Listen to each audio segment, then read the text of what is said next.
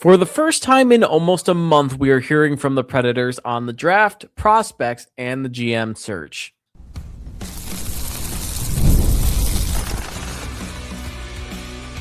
You're Locked On Predators, your daily podcast on the Nashville Predators, part of the Locked On Podcast Network, your team every day. What's up, everyone? I'm Jack Williams. April 20th was the last time that anyone Preds-related talked to the media. Wednesday, Assistant General Manager, Director of Scouting Jeff Kealty, and Chief Amateur Scout Tom Nolan held media availability talking about their number 10 overall pick that they won in the draft lottery, how their prospects are doing, and a little look into the GM search. They didn't give too much away, but we got some sort of detail, whether it was mind your own business type of mentality, but we got something along those lines as well. We're going to get into it all. It's great to be back in Nashville. If you guys are watching on YouTube, got a little bit of familiar scene changery as well. Changery, I don't think that's a word, but let's hop to it here and talk about the draft. And the biggest thing we heard from Nolan and Kealty is that there's a lot of depth in this draft here, and they're fine with the number 10 overall pick. Obviously, the big winner was in this draft lottery. The reason why they have it is to land a top 3 pick, the winning pick being the top overall pick, that number 1 overall pick, which was run by the Toronto Maple Leafs here. But they're not hanging their heads here. They're not distraught about this. Mainly, they said, yes, it's good that it's disappointing that we're not first, second, third. They didn't really echo that, but they echoed more that this is a deep draft and they know that they're going to get a good piece no matter where they are. Specifically, having a top 10 pick, they are grateful for that just in general, which is a good mentality to have. Completely, obviously, not being so gloomy about losing out at the number 1 overall pick, but having a lot of positive mentality about 10, specifically about the defensemen available in this draft as well. And they're hoping that some of these top prospects that they're thinking about, some of these top defensemen a little bit more, fall through a little bit and they can pick them up. Say a guy that was expected to go 4th ends up in the 10th spot. They are looking towards that, but they have the confidence going into this draft here that the depth, it's so deep here. We're swimming in the deep end of the pool here. This is how they're feeling. They feel like they can kind of grab anywhere right where they are in the top 10. They feel like they can get a good pick, one with a lot of depth that is going to contribute down the line. And what they come into, what they're mainly looking for in this draft and the mentality that they go into a lot of the drafts with as well is hockey sense and competitiveness, otherwise known as hockey IQ. That skill that you can harness there of just knowing the game well and wanting to improve is interchangeable in any sort of team, in any situation. And that's the kind of player that you want to bring into an organization that is not going to stick in one place. It's somebody you can move around and can get the best out of. And that's what they're going to look for as well. Tynan Lawrence was back on the docket here, and you might think that name is familiar, and it is. We've talked about Tynan Lawrence a few times, and that this is the guy, a center out of Boston University, that a lot of not a lot of teams, but a lot of media outlets are projecting that the Nashville Predators will select at number 10. And they had a lot of good things to say about it, that being Kealty and Nolan, about Lawrence as well, mainly Nolan, talking about just it's been hard to get a gauge on this guy, which is the great way to phrase it and a great way to look at it, because it is hard to get a gauge on this guy for sure, especially me looking at this and seeing that they want to pick up the center who really doesn't have a high point total, hasn't played a lot of games this year, is supposed to be a high-end prospect, and kind of thinking this guy might be a dud. Nolan was straightforward and said, hey, it's hard to get a feel on him. He was injured to start the year. He had a really good run in from November to Christmas time toward the end of the year. Then he decided he wanted to move on from Muskegon in the USHL and go over to the NCAA. Went over to the NCAA, got injured, and his season ended. And it's just when you get a player like that who is still extremely, extremely young and not really getting to see him play a ton of games, really getting a full season feel, really understanding where he fits in either league between the NCAA and the USHL. Obviously, we saw from the USHL that this is a guy that's very talented, but that NCAA thing, and Lawrence and Kealty both talked about it and just how important that is, and a lot of prospects are moving over into that league. It's just they didn't get a good feel for him there as well. But Lawrence said he's I don't know if I can say the HE double hockey stick word on this. So heck of a player, and he plays the right way. And this is a prospect that really seems to fall under the good hockey IQ. And it's a prospect that feels very appealing for the Nashville Predators as well. And they like what they see from him, but it's just the whole thing, especially with any thing when we're talking about draft wise. These are really young guys that we're talking about. We got to remember, and they're so early in their hockey career, and what you see from them early on might not be the type of player that they build into. Some guy that's really bad right now could be amazing in the future, or he can continue being bad. That guy that's really good right now could stink a few years down the line, or that can be good throughout. The draft is very, very hard in projecting what this player is going to give to your team and what. So not Nolan is just a guy that is not, excuse me, not Nolan. Lawrence is just a young kid that's just hard to get a gauge on. And they're really feeling it out here and being like, all right, he's proven to be a good player. Obviously, a lot of appeal to draft him. I'm guessing if they do, he's going to go back to Boston University, play 1 or 2 more years before he goes into the Preds system, which is the right move to do. Just understanding what kind of player this is, how is he going to play at a different level, and just get a full sample size as well. It's obviously unfortunate that he was injured twice in 2 different leagues, hit a good pace in the USHL to the point where he felt like he needed to leave. But that's rough and that's difficult. And, Nolan talked a little bit about that and said, hey, yeah, it's difficult, hard to get a gauge on it completely. But overall, they feel like they're in a good scenario here in just with the picks they have. That is 12, 1 pick in the first round, 2 in the second, 2 in the third, 2 in the fourth, 3 in the fifth, 1 in the sixth, 1 in the seventh. And they didn't want to do too much to give away their hand as in what the kind of players that they're trying to draft, what they're looking for specifically, what guys they're looking for specifically. But they said they feel like they're in a good position with 12 picks, knowing that they can move up and down the board a little bit more and that they can package things, they can move whereabouts they might be looking at. They might be zeroing in on one spot. They might want to go after this guy or this guy. They have a little bit of flexibility, a little bit market to trade for this year with 12 picks, but their philosophy remains, and Nolan hammered away on this as well, Kealty a little bit too, of just they have the philosophy of just going to draft the best player at their best ability. They're always looking to add size. Obviously, that's been the whole mentality for God knows how long in this organization. That's why it's important to get it to a new GM in here and maybe try something different. Size is a big thing in Nashville, but they have exemplified over and over again that they have to be a good player first. I don't know how much I agree on that philosophy compared to what they've picked in the past. They seemingly have picked guys for the size of it, for lack of a better phrase. No one did mention that they need speed, and it's still going to go on to the philosophy of drafting the best player. I completely agree with that as well. This is a very, very, very slow team.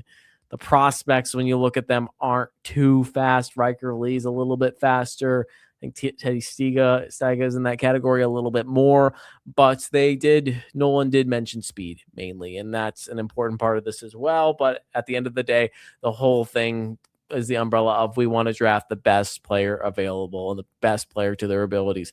Kealty, again, the high-end guys, and the thing he brought out, and he said it again with a prospect pool there, mainly a little bit more of the prospect pool talk, is that they need an impact player, and they don't really have that in the prospect pool. And I don't want to give too much of what the next segment's going to be away, because I also won't get too heavy on the prospects, because last episode I just talked about prospects for a half hour.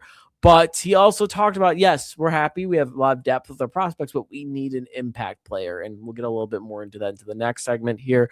But again, they know they can find a good player wherever they can on the board. Obviously, drafting 10th overall is a good place to be, but they know a guy that's going to contribute and the best hockey player on the board will be available wherever they can find it, especially with 12 picks. You have a lot of room to do that with. But overall, mainly hockey talk here. You got some really good stuff on Tynan Lawrence. Alex Daughtry asked a lot of questions based on specific prospects, so there's a little bit more material to get into that as well. But Tynan Lawrence seems like the guy a lot of these outlets are projecting. I wasn't able to go to this press conference because I was flying back from Florida to Nashville. What was going on, but I took notes on the entire thing, so I listened to it. But overall, it's kind of a predictable thing. It's predictable scout front office stuff of being like, hey, we're happy about the 10th overall pick. We're always going for the best player, rah, rah, rah kind of mentality with this. We got some good stuff, though, with Tynan Lawrence. Feeling like you're in a good scenario. Some better stuff about the prospects, I would say a little bit more. But talked about the depth in defensemen, which is a little bit interesting, which I didn't know about, and that this draft has a lot of depth, mainly in the defense. And even though Tyler Lawrence is a center that they talked about a little bit more, they could go after a top-ranked defenseman, and that's what they're hoping slides down the cracks a little bit more into their place at 10th. But when we come back, we will do a little bit more prospect talk. This time, not from me. It's from the guys that talked today, Kealty and Nolan. Talk about what position they feel like they're in the prospect pools and how specific guys are doing. That is coming up right after the break. If you've got a sweet tooth like I do, you know how tough it is to find that perfect treat without all the sugar. That's why Cotton Candy 5-Hour Energy Shot brings that nostalgic flavor back in a whole new way. This is that classic cotton candy taste you remember, but with a tasty caffeine boost and zero sugar. It's a quick, easy way to satisfy that sweet craving while keeping things simple and on the go. I've always loved cotton candy, but I can't be eating sweets all day. This is a perfect alternative. The flavor really does bring back that throwback fruity vanilla vibe, and it's surprisingly smooth. I like how convenient it is too. It's just a small portable shot that I can grab whenever I need a little pick-me-up. It's become my go-to when I want something sweet without going overboard. Bring on the sweetness with Cotton Candy 5-Hour Energy Shots, available online now at 5hourenergy.com or on Amazon. There is nothing like playoff hockey live. The intensity, the rivalries, the crowd, it's just different when you're in the building. Playoffs are some of the best moments in sports, and being there in person is something every fan should experience. Gametime makes it incredibly easy to find tickets, even for those high-demand playoff games in just a few taps. And with the Gametime guarantee, you know you're getting 100% authentic tickets delivered on time at the best price. I was browsing the Gametime app, checking out some of these playoff matchups, and there are some incredible seats available, even for games you'd think were impossible to get into. The app is super easy to use. You can find tickets fast, and the pricing is all in. So when you see is what you pay. No surprise fees. One of my favorite features is the seat view. You can actually see what your view is from your seat before buying, which makes a huge difference. And the zone deals are awesome. You pick the section, Gametime picks the seats, and you save money. Plus, with the low price guarantee and ticket coverage, I feel confident every time I buy. Take the guesswork out of buying tickets with Gametime. Download the Gametime app, create an account, and use code LOCKEDON for $20 off your first purchase. Terms apply. Again, create an account and redeem code LOCKEDON, LOCKEDON, for $20 off. Download the Gametime app today. Last minute tickets, lowest price, guaranteed. So more prospect talk, and I know you guys are a little fatigued about this, so we won't make it too long. Again, these are not my words. This is Kealty and Nolan talking about this. This is mainly more from Kealty. Nolan talked a lot about the draft. Kealty was all about a little bit of everything else.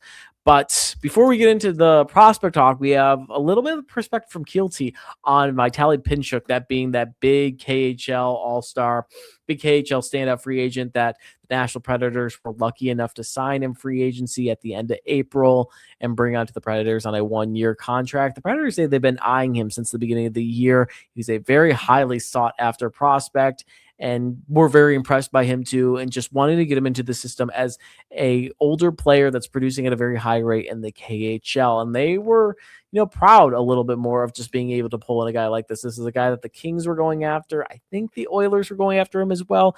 And the Nashville Predators were the ones that ended up winning that race, and just getting someone that could really contribute right off the bat as well. Talked a little bit about his progress coming into the North American system as he was here back in 2019, 2020 when undrafted. And he said, Pinchuk came here in 2020 with the Kingston Frontenacs, whatever it is, Kingston in the OHL. Back in 2020, went home due to COVID and then continued to play in the KHL until he developed to the place he's at today. And mainly said in Kingston in 2020, he just wasn't ready to be drafted, and it benefited him a lot to go back to Russia and play in the KHL. And the Predators, again, are taking a lot of credit in the signing, and they should. It's a big landing point for them. It's a big gain for them, especially at a time where the Predators might not be, the biggest threat to many teams in the NHL right now. This is a big pull for them for sure. So celebrate your wins, and this is a big one that they can celebrate here. Igor Surin, we got a little update of a perspective from them. Obviously, a lot of what we hear about Igor Surin is from the media, me, all of us all together. Not really from the front office a little bit more, but they specifically said we want to have him over here, but there's no rules. We are unable to transfer that contract until it is up, which ends at the end of the KHL season next year. And they said when his contract ends, they want to have him in Nashville by the end of next season. Completely. And like I said last episode, Nashville is frothing at the mouth to get this guy into the system. They unfortunately just have to wait. That is the way the KHL system is. They cannot transfer that contract. He cannot end that contract early. It needs to stay the way it is to end next year, that being the 2026-2027 season. But Kealty basically said that he's NHL ready, and he was straightforward in saying, yeah, he's ready to go. We think he's going to fit into this system completely. We don't think there's going to be any sort of fall off or, really too long of a transition period coming into the NHL. He said, obviously the biggest transition is going to be culturally and all that stuff. I mean, this is a guy that's been in Russia for his entire life, going to be coming into North America. But he said in the NHL game, this is a guy that's going to be able to transition very, very easily, very seamlessly, and that he is NHL ready completely. Another guy that I've been high on, and now we're going to prospect talk more, that a lot of people have been on right now because you have been having a very good playoffs right now. I'm such a wordsmith, aren't I? I'm putting these words together so well. He's been having a good run in the playoffs right now. He's been playing fantastic right now. That is Cameron Reid. The Kitchener Rangers is currently the OHL champion with the Kitchener Rangers right now. They will be advancing to the Memorial Cup. And as I explained before, in my opinion, Canadian junior playoffs are so long because as soon as you finish your league playoffs, you have to go and do another round of playoffs to win, and playing against two more other leagues and a host to try winning this championship. But he'll be taking Kitchener to the Memorial Cup. And talking about Cameron Reid, Kealty basically said he's playing well. He's playing extremely well. He's not NHL ready. Verbatim says he's not NHL ready, but he is close. He has set a good foundation and likes what he's seen from Kitchener, not just from his play on the ice, but from a leadership standpoint as being a team captain. And he's part of the vision where I think this was incorporated to an early answer. It's not a amazing question, but it was answered pretty well, of just these prospects. We don't expect them to have an impact off the bat immediately, but Reid is one of these guys that's going to be a big role player 2 to 3 years after he's been drafted. So I don't know if he's going to be in Milwaukee system next year. I don't know if he's going to be back in Kitchener next year. I don't know if he's going to go to the NCAA next year, Cameron Reid. But you give it one more season, and this guy's going to be a good role player with the Predators. And that's what the Predators see in this guy as well, and that he's taking the right steps. He's putting in the good foundation, putting in the good work to where he is now. And like I said, the good news to hear is that he is not far off. This is a great defensive prospect, great defensive pick. All of this talk here is going to be about the first rounders. First rounder that's really standing out right now and is really separating himself, in my opinion. Brady Martin, there was not too much to say about Brady Martin. Kealty basically said that he credited him for playing in 4 different leagues this year, that being the OHL, World Juniors, the NHL, and the AHL. Started the season in the NHL, earned his spot onto the Predators roster, played a few games before being sent to Sioux, played the majority of the season with Sioux. Got injured a little bit, played in his first World Junior tournament with Canada. Went back to the OHL as soon as the OHL season ended, went to the AHL and played with the Admirals for a little bit in the playoffs as well. Just complimentary of his play and his ability to play in different leagues. Very short on Brady Martin, but we've heard so much about Brady Martin. It's nice to touch on these other guys. Said that Ryker Lee is their highlight reel guy, very unique skill set. Good first season, expecting him to take a big jump next year, as most of us do. A lot of this is just a shared opinion of everybody, and Ryker Lee is that guy. He is just phenomenal to watch. Again, I believe this guy is going to be a massive star once he gets to the NHL, if his game continues to transition the way it does. Just a fun guy to watch for sure. But Kealty basically said he likes what he's seen from these first rounders here and believes the prospect pool's in a good place. And going back to the comment that I made earlier about the depth in the draft, a lot of diversity and depth in these picks, and you're getting all different guys, but they need an impact player. They need a star guy that's really going to jump out a little bit more, that's going to be flashy, that's going to score a lot. They need one of those guys that stands out. And again, I hope you guys understand what I'm saying here. A lot of depth and pieces that fill a lot of holes, but not one that kind of, explodes and really shines the brightest. I think Ryker Lee could be that. It's going to take a second to get there. Igor Stern could be that as well, but it's going to take a second to get there for sure. And I like this comment just a lot of just there's a lot of depth and we have different pieces, but we're looking for one that needs to shine a lot brighter. We have a lot of stars. We need a sun, for lack of a better phrase here. I think that's a good way to look at it when we're talking about the Predators prospect pool. But kind of closing out the prospect talk here, more of the same. Got a little bit of a Surin update in that they just can't do anything about it. And then just more good stuff about Cameron Reid. Hopefully Cameron Reid can bring a Memorial Cup to Kitchener. That would be huge for them. But when we come back, it's what you guys have been waiting for. Any sort of GM search update. It's a little disappointing, but we got some more stuff that's not related to what was said today. Said online, but it was not said from the Predators.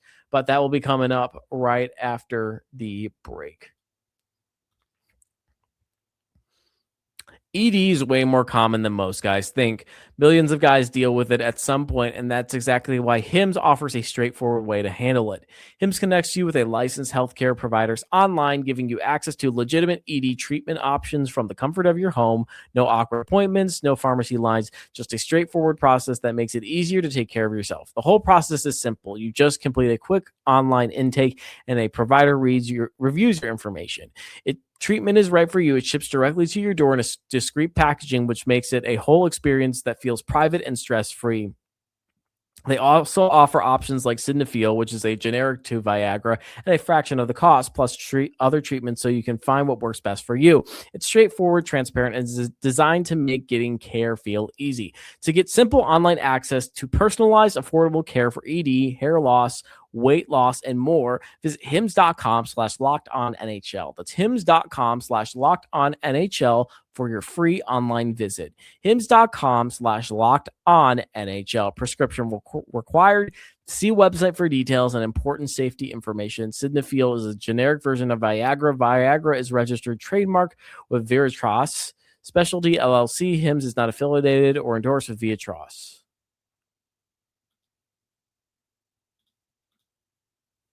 Thank you for making Locked On Predators your first listen of the day, and thank you for making Locked On the #1 sports podcast network. You already live your team every day. Now take it up a level and go ad-free. Join the Everyday Club today and get Locked On Predators with no interruptions, members-only Discord access, and more. Offers just $5 a month or $50 a year. Go to lockedonpredators.supercast.com or check the link in the show notes to learn more. So the GM business. As suspected, Nolan and Kealty did not let anything slip at all. And that's not the lack of anybody pushing. People asked, and Nolan basically said it's business as usual. We're doing what we can to fill the cupboards, and Barry's still GM. Kealty said Barry's still GM, and he interviewed for the position too and said, we're looking straight ahead. I did not want to divulge. Kealty did not want to divulge what that process was like, what he did, what any sort of strategy he did, but he said he was grateful for the opportunity to interview for the position. Kealty also added, and just the dissonance and what's going to happen when the new GM comes in, because we're getting really late. It's May 14th now. The new GM is going to have to rely heavy on the scouts to understand these guys and going into the draft. Hopefully they'll have a GM by the draft, but they're operating the same way as they have. What's aggravating about this, and I'm off script now, so is that I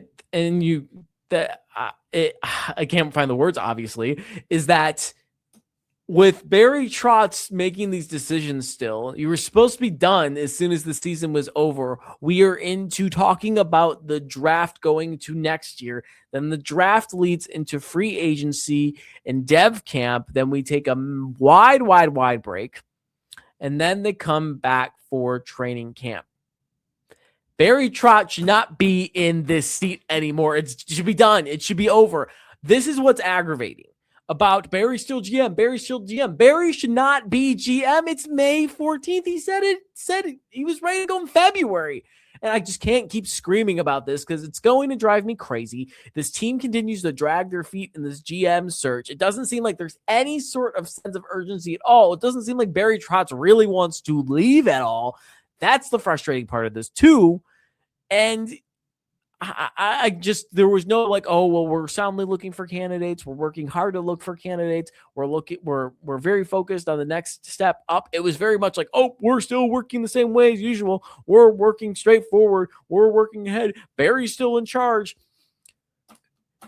Does this team, like, it doesn't seem like the team wants to acclimate to change and have a new GM come in. I don't know what they're trying to play. I don't know what they're trying to roll. I don't know what interest this team has right now in finding a new general manager.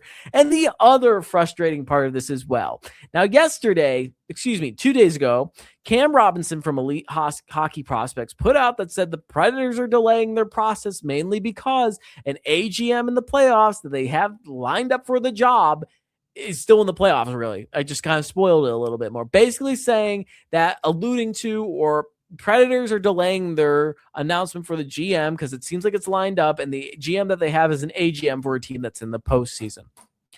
Elliot Friedman comes forward the next day and says, I'm told though that's not true. That's not the way that's going to go. So where I get upset with this is we don't hear anything from the interior, and then we hear all these talking heads talk about this is happening. This is happening. This person's interviewing. This person's interviewing. This person's going to be the candidate. This person's being pushed ahead. This person's not. This person's interviewing. This person, they have it lined up, and this person's coming from this place. This team's waiting on, Predators are waiting on this team to say this, and then they'll say it. And here we are. We're like, well, what in the world is going on? This is just a long, aggravating GM search for, I'm sorry, just Toronto spinning this faster, New Jersey spinning this faster.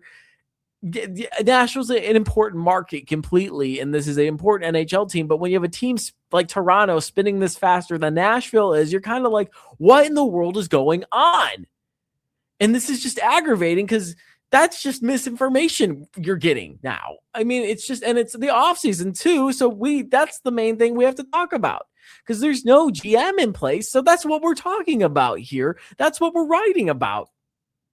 It's just not a ton to work with. And now we're kind of back to square one and moving away from whatever the rumor was and say, okay, is Tom Fitzgerald still the leading candidate? And are Brett Peterson and Bill Scott still finalists? Or is York out of the picture? Is he still in the picture? What does this look like now? We are in it we're basically at mid-May at this point, and we have not heard anything from this team. They don't have any sort of urgency. It was understandable in the regular season when this team was like, Barry's still in charge. Barry's still in charge. That makes sense. You had the trade deadline coming up. Stick on that. Make the decisions there. Have Barry have his ride off into the sunset for this final season here. Keep it at that. End it at that. We are a month into the offseason now, and Barry Trotz is still the general manager of this team. We are a month and a half away from the NHL draft, and Barry Trotz is still in that chair. I don't understand the mentality of this. I don't. It's aggravating. It's stressful. It's aggravating that there should be a new GM here by now. And I don't know why this is getting so delayed. It might be the whole thing. Maybe they're covering up and saying like, oh, it's trying to backtrack things and being like, oh, maybe it was leaked that York is going to be the new GM, or it was leaked that whoever is going to be the new GM is in the playoffs right now, and Friedman's trying to walk it back. Maybe that's the case. But either way, we're all kind of here being like, what's going on? What's happening? And it's aggravating to hear Barry Trotz making decisions about the 2026 draft when he said he had an intent to retire in February. I understand still doing the job that you're employed to do completely, but is there a point where you're overstaying your welcome a little bit more? I don't know. And these rumors are just frustrating, and everything's happening and stuff like that. And these insiders, I don't know where they're getting some of this information from, being I'm told this, I'm told that. Is there any validity to anything anymore? It's just aggravating. I'm with you all. I'm very aggravated about this too. And just when's this going to happen? Who's it going to be? Because right now it's at a stalemate right now. But all we know is Barry Trotz is still the GM. The Predators have the 10th overall pick. That's what's going on right now. That's all we know. With that, we will wrap it up. Thank you for joining me for another episode of the Locked on Predators podcast. At Jack G. Williams is where you can continue the fun and rambles of my life. The Hockey News Nashville Predators, that's where I write all my stuff.